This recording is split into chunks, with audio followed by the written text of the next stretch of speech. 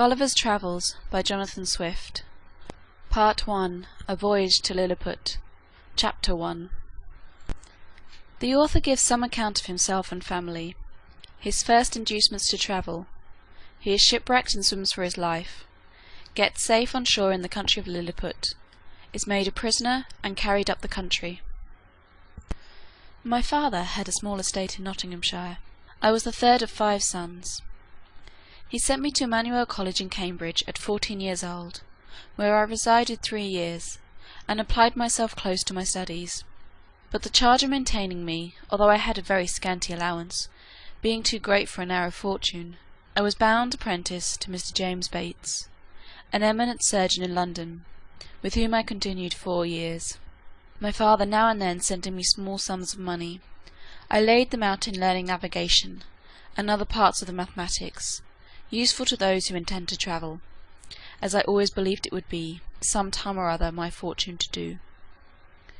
When I left Mr. Bates, I went down to my father, where, by the assistance of him and my uncle John, and some other relations, I got £40, and a promise of £30 a year to maintain me at Leyden.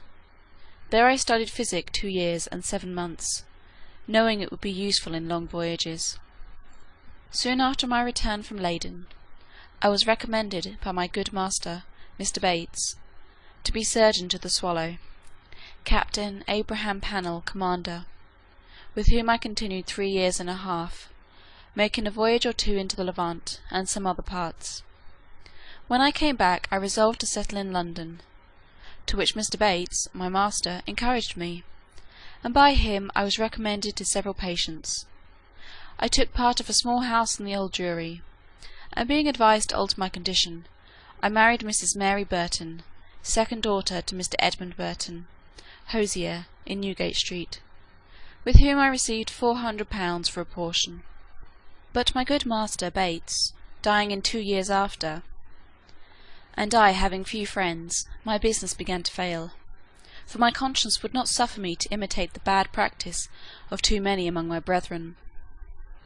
Having therefore consulted with my wife and some of my acquaintance, I determined to go again to sea.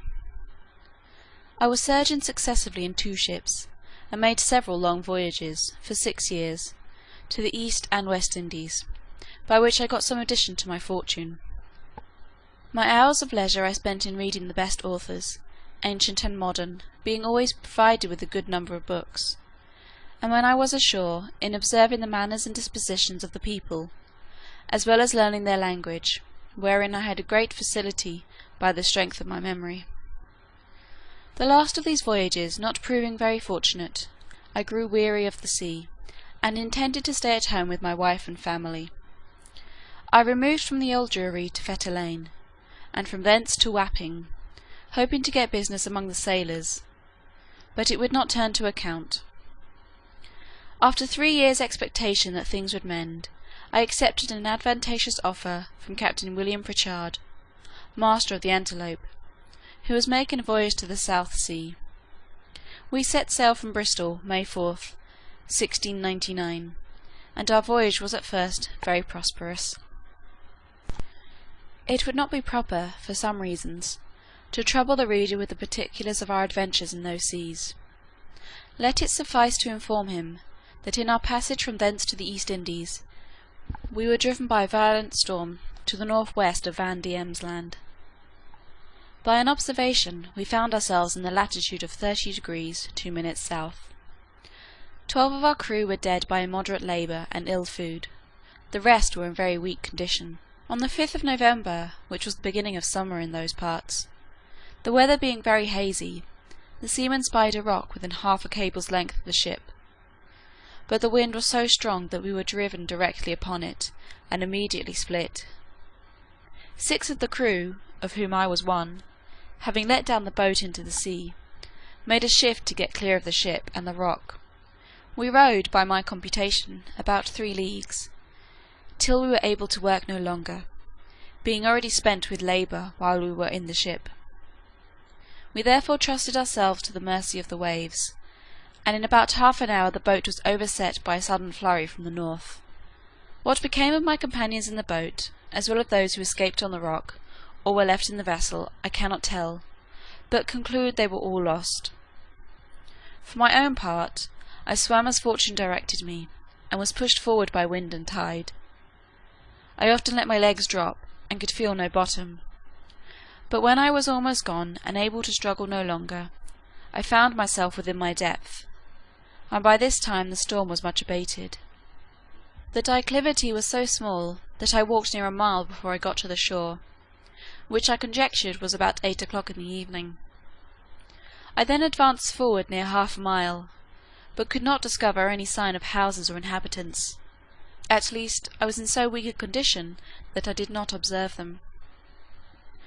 I was extremely tired, and with that, and the heat of the weather, and about half a pint of brandy that I drank as I left the ship, I found myself much inclined to sleep.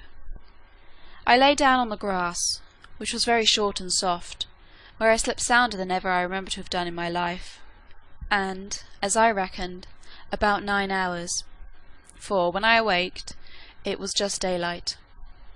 I attempted to rise, but was not able to stir, for, as I happened to lie on my back, I found my arms and legs were strongly fastened on each side to the ground, and my hair, which was long and thick, tied down in the same manner. I likewise felt several slender ligatures across my body, from my armpits to my thighs. I could only look upwards, the sun beginning to grow hot, and the light offended my eyes.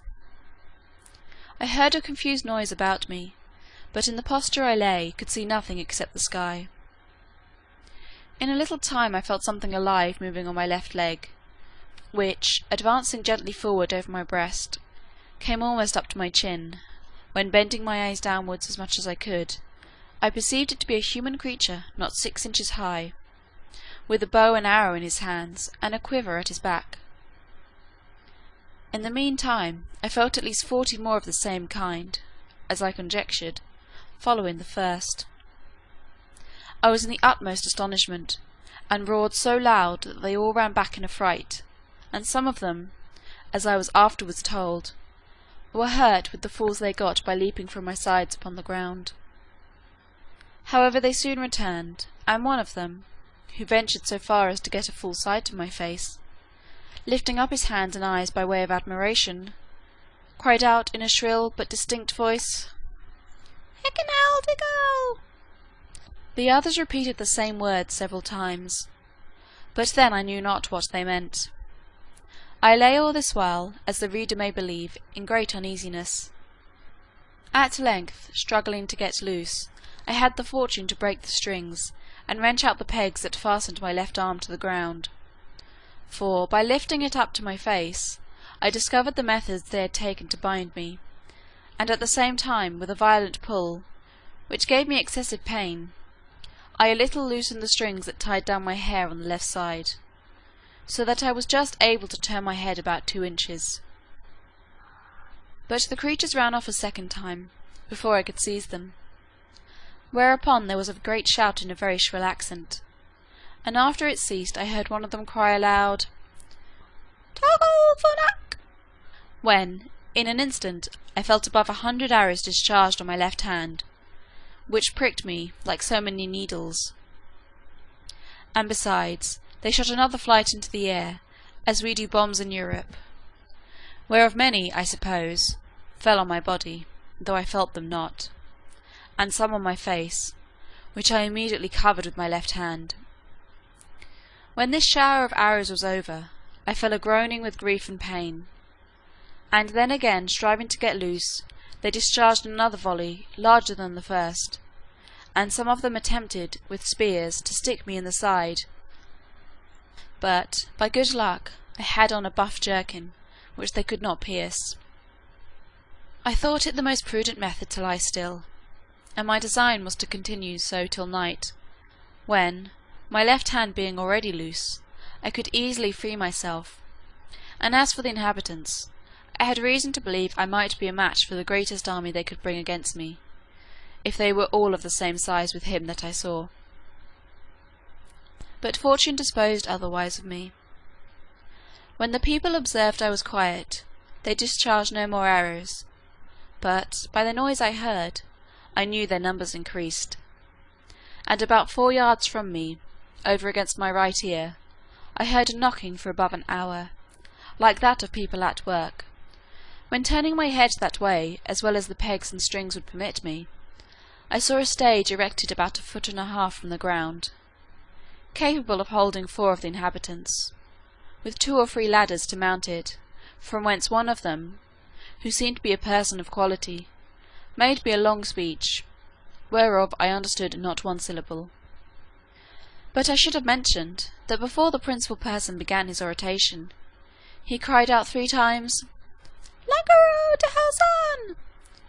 These words, and the former, were afterwards repeated and explained to me.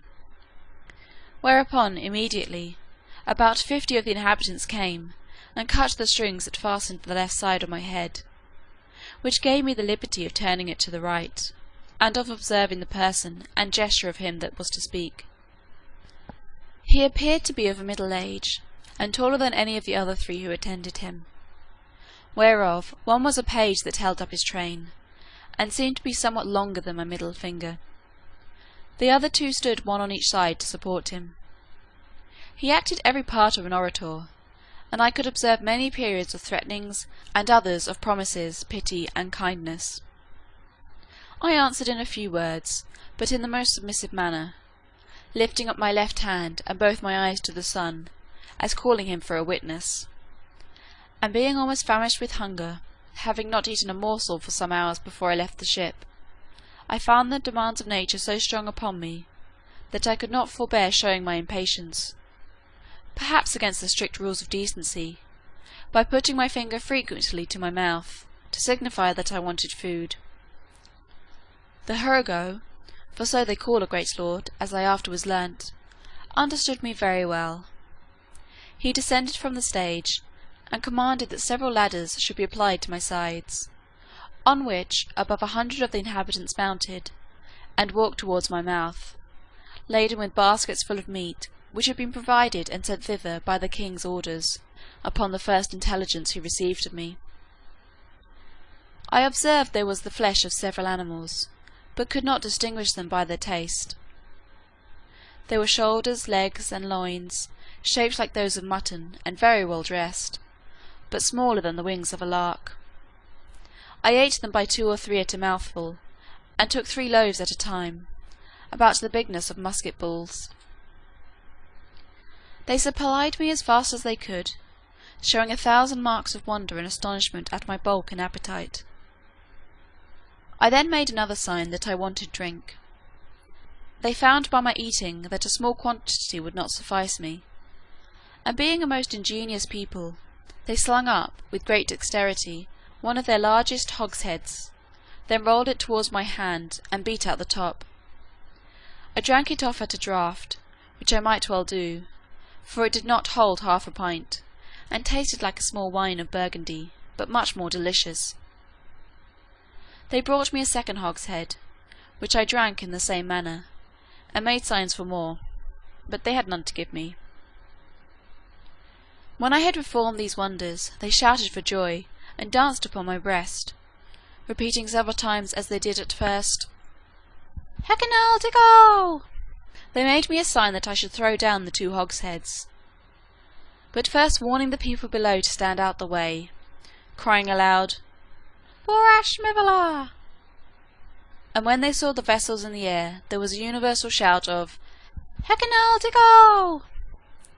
I confess I was often tempted, while they were passing backwards and forwards on my body, to seize 40 or 50 of the first that came in my reach, and dash them against the ground.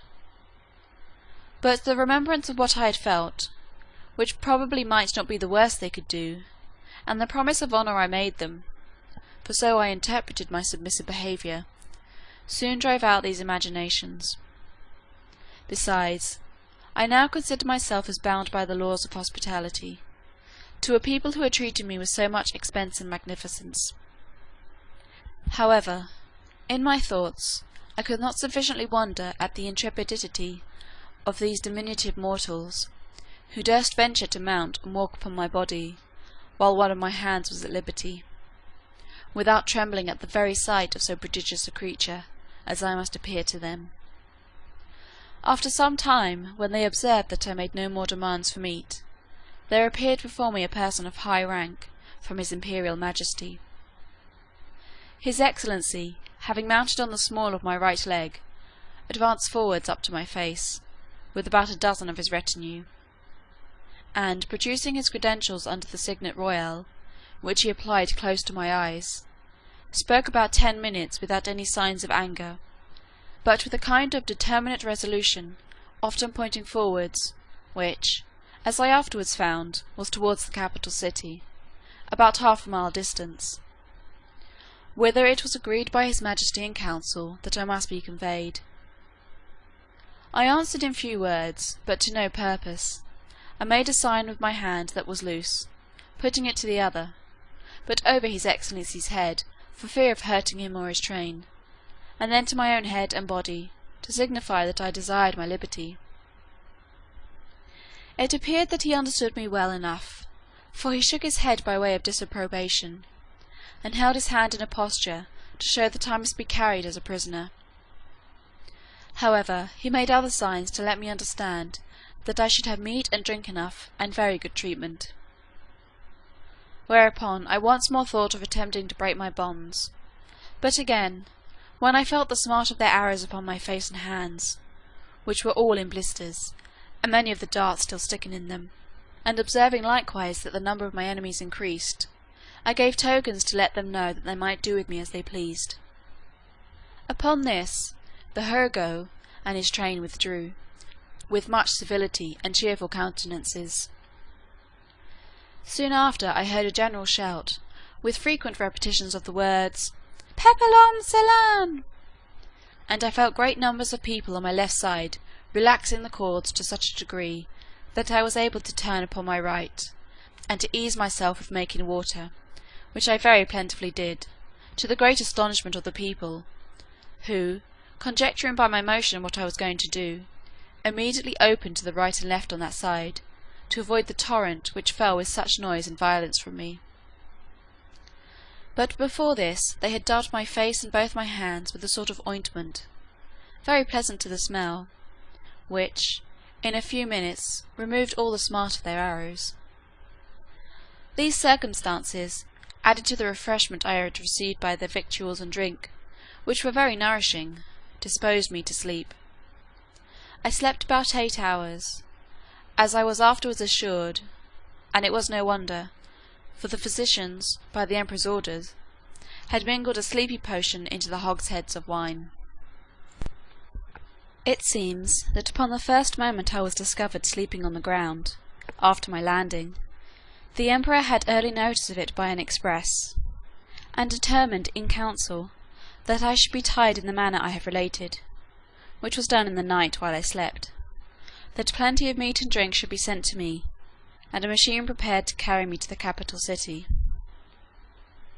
This resolution may appear very bold and dangerous, and I am confident would not be imitated by any prince in Europe on the like occasion. However, in my opinion, it was extremely prudent, as well as generous, for, supposing these people had endeavoured to kill me with their spears and arrows, while I was asleep, I should certainly have awaked with the first sense of smart, which might so far have roused my rage and strength, as to enable me to break the strings wherewith I was tied. After which, as they were not able to make resistance, so they could expect no mercy. These people are most excellent mathematicians, and arrived to a great perfection in mechanics. By the countenance and encouragement of the emperor, who is a renowned patron of learning, this prince has several machines fixed, on wheels, for the carriage of trees and other great weights. He often builds his largest men of war, whereof some are 9 feet long, in the woods where the timber grows, and has them carried on these engines 300 or 400 yards to the sea. 500 carpenters and engineers were immediately set at work to prepare the greatest engine they had. It was a frame of wood raised 3 inches from the ground, about 7 feet long and 4 wide, moving upon 22 wheels. The shout I heard was upon the arrival of this engine, which, it seems, set out in 4 hours after my landing. It was brought parallel to me as I lay, but the principal difficulty was to raise and place me in this vehicle. 80 poles, each of 1 foot high, were erected for this purpose, and very strong cords, of the bigness of pack-thread, were fastened by hooks to many bandages, which the workmen had girt round my neck, my hands, my body, and my legs. 900 of the strongest men were employed to draw up these cords, by many pulleys fastened on the poles, and thus, in less than 3 hours, I was raised and slung into the engine, and there tied fast. All this I was told, for, while the operation was performing, I lay in a profound sleep, by the force of that soporiferous medicine infused into my liquor. 1500 of the emperor's largest horses, each about 4 inches and a half high, were employed to draw me towards the metropolis, which, as I said, was 1/2 mile distant. About 4 hours after we began our journey, I awaked by a very ridiculous accident, for the carriage being stopped a while, to adjust something that was out of order, 2 or 3 of the young natives had the curiosity to see how I looked when I was asleep. They climbed up into the engine, and advancing very softly to my face, one of them, an officer in the guards, put the sharp end of his half-pike a good way up into my left nostril, which tickled my nose like a straw, and made me sneeze violently, whereupon they stole off unperceived, and it was 3 weeks before I knew the cause of my waking so suddenly. We made a long march the remaining part of the day, and rested at night with the 500 guards on each side of me, half with torches, and half with bow and arrows, ready to shoot me if I should offer to stir. The next morning, at sunrise, we continued our march, and arrived within 200 yards of the city gates about noon. The emperor, and all his court, came out to meet us, but his great officers would by no means suffer his majesty to endanger his position by mounting onto my body. At the place where the carriage stopped, there stood an ancient temple, esteemed to be the largest in the whole kingdom, which, having been polluted some years before by an unnatural murder, was, according to the zeal of those people, looked upon as profane, and therefore had been applied to common use, and all the ornaments and furniture carried away. In this edifice it was determined I should lodge. The great gate fronting to the north was about 4 feet high and almost 2 feet wide, through which I could easily creep. On each side of the gate was a small window, not above 6 inches from the ground. Into that on the left side the king's smith conveyed 411 chains, like those that hang to a lady's watch in Europe, and almost as large, which were locked to my left leg with 36 padlocks. Over against this temple, on the other side of the great highway, at 20 feet distance, there was a turret at least 5 feet high. Here the emperor ascended, with many principal lords of his court, to have an opportunity of viewing me, as I was told, for I could not see them. It was reckoned that above 100,000 inhabitants came out of the town upon the same errand, and in spite of my guards, I believe there could not be fewer than 10,000 at several times, who mounted my body by the help of ladders. But a proclamation was soon issued to forbid it upon pain of death. When the workmen found it was impossible for me to break loose, they cut all the strings that bound me, whereupon I rose up, with as melancholy a disposition as ever I had in my life. But the noise and astonishment of the people, at seeing me rise and walk, are not to be expressed. The chains that held my left leg were about 2 yards long, and gave me not only the liberty of walking backwards and forwards in a semicircle, but, being fixed within 4 inches of the gate, allowed me to creep in and light my full length in the temple. End of Chapter 1, Part 1.